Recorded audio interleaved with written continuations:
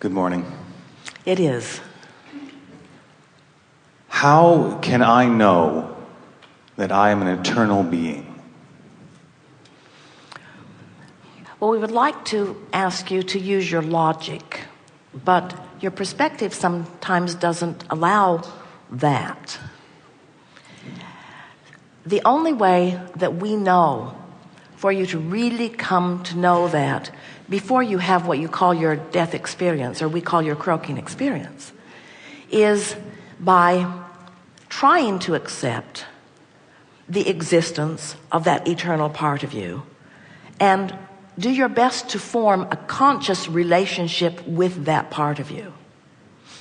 Because as you reach for alignment with that and find it and feel it, or consciously reach for it and don't find it and feel it, it's that relationship with that alignment that will eventually give you the confidence to unequivocally express that you know for sure, that you know for sure. Sometimes, if there's someone you know who has made their transition and your desire is keen enough for interaction, that can help. In other words, when you get it, that there is no separation other than the one that you assign, and you learn to release the thoughts that have been inhibiting it or preventing it, and find more of the thoughts that allow it, then you can have more and more concrete experiences that become impossible to ignore, impossible to deny. Too much information coming, too many different signs, too much interaction, too much clarity, too much joy, too much love, too much happening to continue to support the idea of separation in death.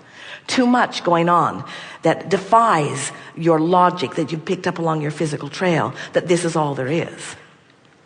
For Esther, for years as she's been receiving, in the beginning and beyond, receiving Abraham, she knew that she was receiving something. It was hard to define what it was, but she knew how it felt.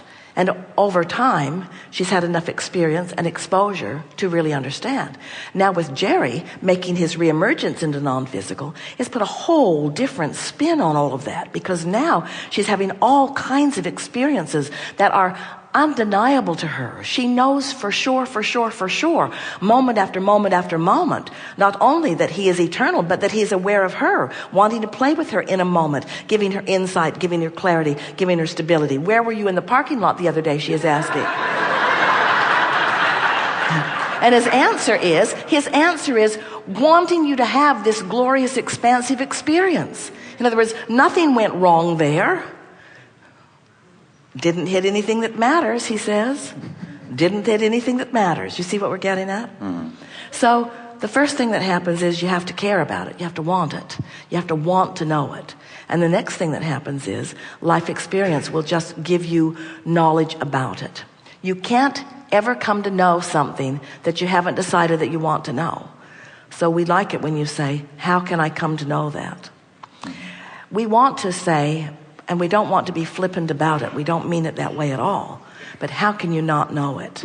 How can you not know when in every moment that you live, in every moment, there is that source perspective, which includes all those who know you and all those who know of you and all that you are non-physically, right there in the moment, inspiring you, guiding you, uplifting you, supporting you, being with you. And it is so powerful, and it is really such an interesting thing to watch the majority of people refusing to acknowledge that, and therefore pinching themselves off from the very thing that they said they would do when they came forth. You all said, I'll go forth, I'll mix it up, I'll find new things to want, and all of you will come and play with me in the evolution and the expansion and the celebration of this expansion.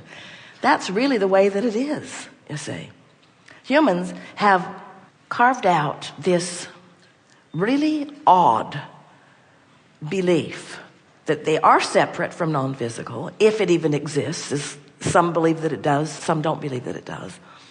So there's a separation from it, and then they assign themselves the responsibility of figuring out whatever they think that thinks that they should live, and try to define their lives by something that is outside of them so that they can then be appreciated once they return to whatever that is, which there is so much variety in the explanation of that it is quite funny. When their own personal experience defies all of that, you would be hard-pressed to find a human today, and you for sure won't find it in the beasts because they all know it. You would be hard-pressed to find a human today who has not had some experience that lets him know that there's something more going on than is physically explained. Just looking at your earth spinning in its orbit has to get your attention. We offered an analogy the other day, and Esther has repeated it several times since. She liked it so much that you've seen houses that have been abandoned, no one lives in them, and they begin to disintegrate at really a rapid rate in comparison with the house maybe right next door that is inhabited.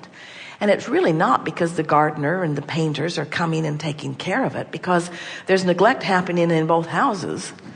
It's that there is not attention in the house that is holding it together. There's not vibrational intent. There's not the focused energy. And so we use that analogy to help you to understand that the longevity and well-being of this planet upon which you are living is because all of those of us who have come before, who have gone before, who are living still, who are focused upon it, are holding it in its vibrational alignment, holding it in its place. Because nothing is and remains in its beginning form. Everything is expanding, and focused attention to it is what causes the direction of the expansion of it, you see. And so there is such a collaborative, co-creative thing going on between those who are physically focused and the non-physical counterparts.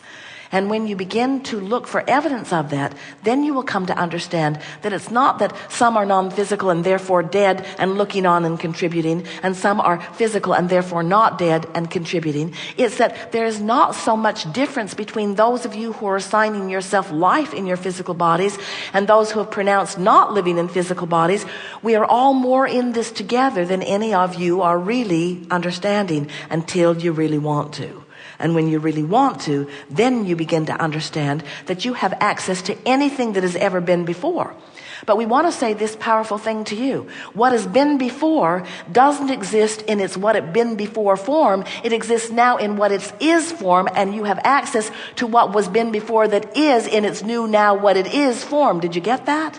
In other words, when you have someone that you admire, maybe someone who is a musician, maybe someone who is an artist, maybe someone who is a poet, maybe someone who was an architect, maybe someone who had some powerful skill that you admire, that you want to develop in your own experience. And you say, I would like to receive here in this moment of my question the perspective and knowledge and skill of such a person. We want you to know that that skill has gone far beyond what it was when they reemerged into non-physical, because there is a continual expansion of what goes on because of the likes of those like you. In other words, you are here on this leading edge as the perfect expression of the expansion of the universe, and all that is non-physical is standing by supportively and co-creatively playing with you, you see. Well, we want to give you a sort of hair-blowing back experience. We want the answer to this question to be so big and so full that never again do you ever wonder at least what Abraham thinks and knows and believes and is about all of this.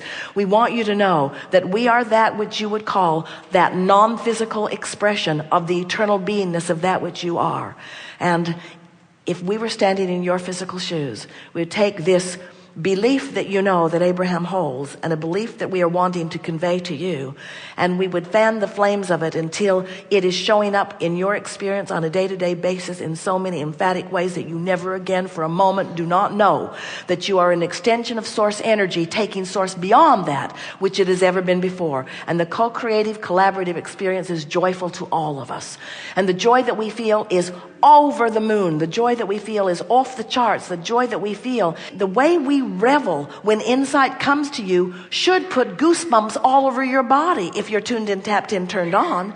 When an idea comes into your mind, boom, it should be an idea of such clarity that you never for a moment doubt the authenticity of it or the ability of it to manifest into something amazing. Because when source gets behind you, and always is, but when you become consciously aware of the source that is behind you, you become the invincible, joyful beings that you were born to be, you see. Yeah, you're eternal.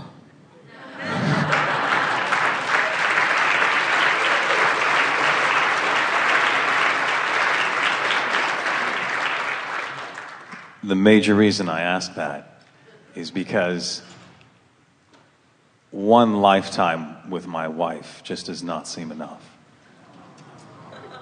We hear you.